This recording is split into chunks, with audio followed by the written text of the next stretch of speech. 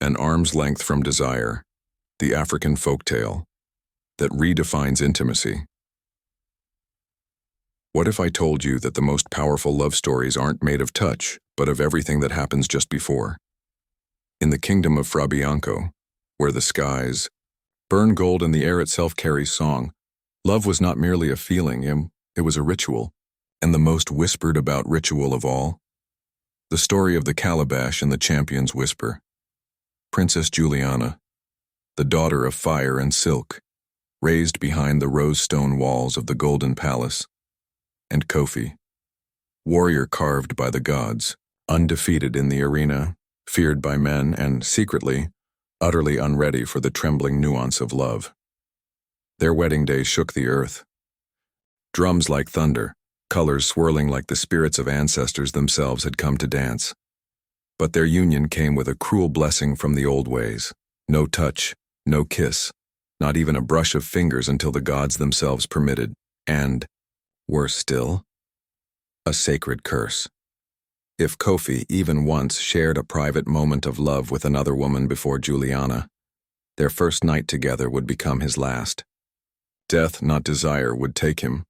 So what does love look like? When touch is a forbidden language.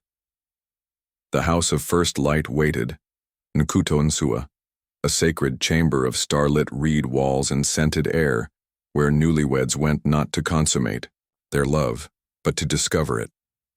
There, Princess Juliana sat like a painted goddess, indigo and gold robes pooling around her, henna'd hands trembling slightly as mango and cool calabash water lay between her and Kofi.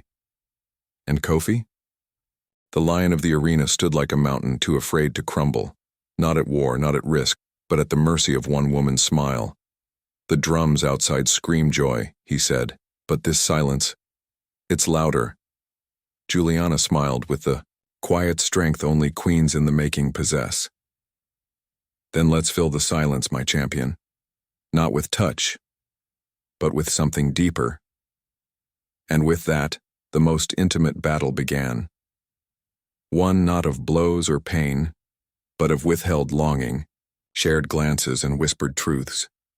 The mango was their first challenge. It tastes like a kiss, they say, Juliana teased. She fed him. Not with hands, but with the trembling bravery of one who dared imagine something more.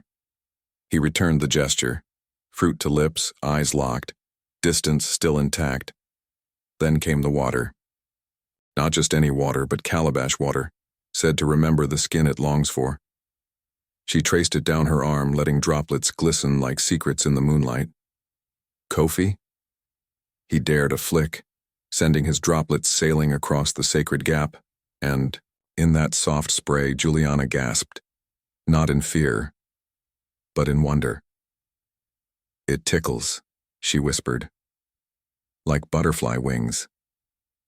And isn't that what love is? A series of featherlight brushes across the soul. They shared fears. She hated scorpions. He found comfort in parrots.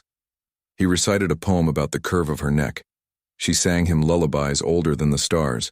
Each sentence was a step, each laugh a bridge, every mango slice a stolen heartbeat. And through it all, they built something stronger than any touch could forge: trust. Because sometimes love isn't in the embrace, it's in the restraint. In choosing to wait, to listen, to see.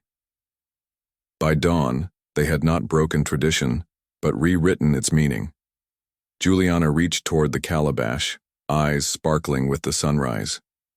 Kofi smiled, not the roar of a victor, but the quiet awe of a man who realized the heart is not a battlefield, but a map they now shared. So tell me, in a world obsessed with grand gestures and instant affection, could you wait an arm's length for love? Could you find intimacy in the spaces between? Because in Fra Bianco, love wasn't proven in touch, but in the sacred art of anticipation. If that moved you, imagine what's next.